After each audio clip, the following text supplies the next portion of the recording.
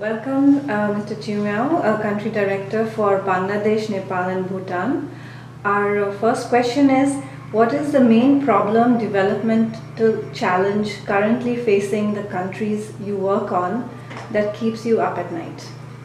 Well, I cover three countries, Bangladesh, Bhutan and Nepal, where each and every of these countries has different challenges. I think one common challenge for three of them is really the question of how to create more sustainable and inclusive growth that can help them to create more and better jobs. I think that's really a common challenge.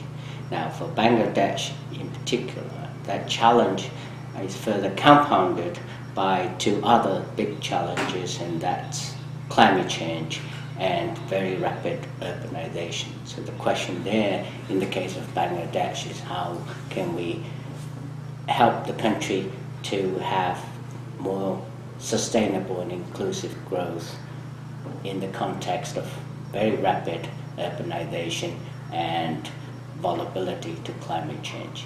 In the case of Bhutan, this is an economy that is actually doing well, but it's dependent on really one major sector, hydropower. So the key issue there is that how we can actually help the economy to diversify, again, so that the economy can help to generate more and better jobs. In the case of Nepal, it's actually the poorest among the three, and in fact it is still the poorest country in South Asia. It's a country that also has significant fragility. So the question there is that how we can help the country in that process having more inclusive and sustainable growth in the context of a very fragile environment. So the issue of fragility is very critical in there to deal with. Okay. So what is the main result you would like the World Bank group to achieve in the country as part of your 2017 wish list?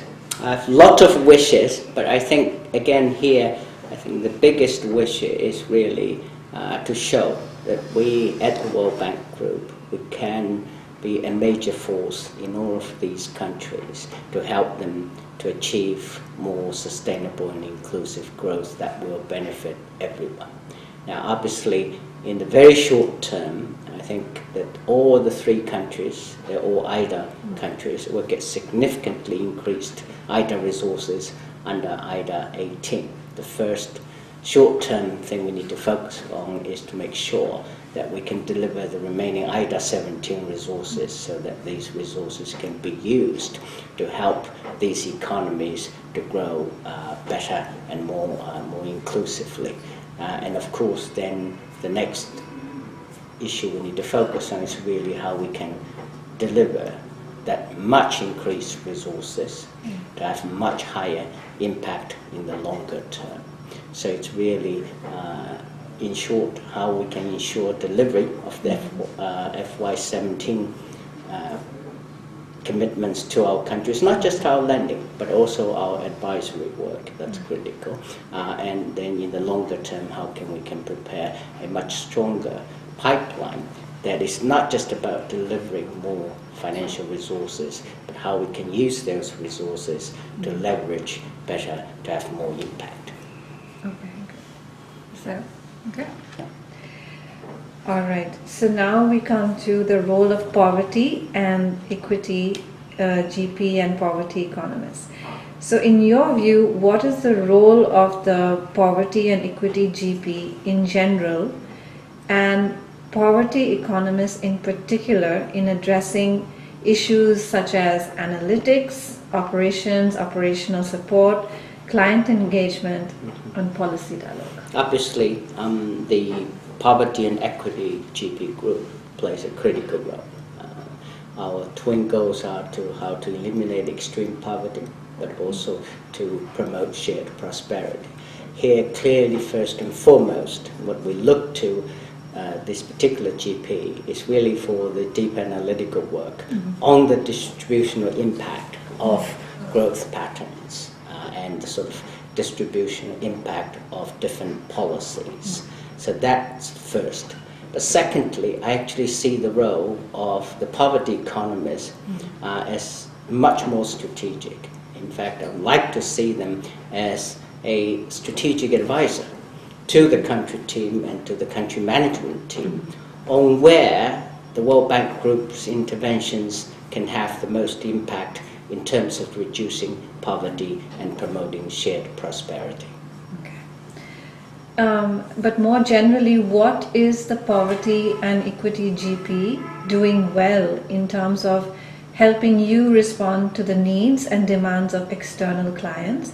And can you please give us a concrete example of a job well done by the poverty team? I think what I have seen in the last couple of years is that the poverty group does really well in terms of the analysis, particularly on poverty analysis. Let me just give you the most recent example where I think the team really did well.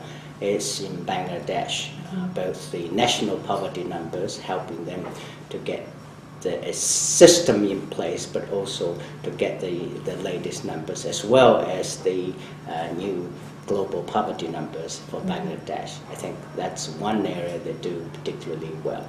The other one where I think the poverty team does well is actually in their contributions to the systematic country diagnostics. And this is an area where I've worked with the poverty GP in my previous assignment in Europe and Central Asia, where I see the strong analytical contributions of this group.